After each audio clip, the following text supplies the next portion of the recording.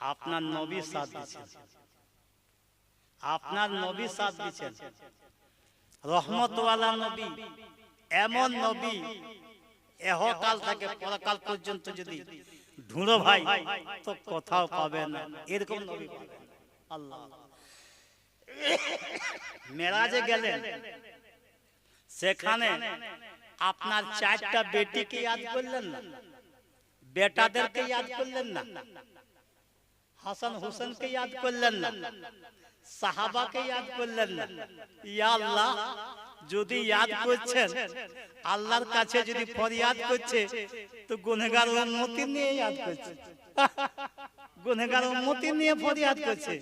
মওলা আমার জন্য বুরাক পাঠালেন, আমার জন্য মেরাজ করলেন, আর আমার উম্মতের জন্য সুবহানাল্লাহ, সুবহানাল্লাহ।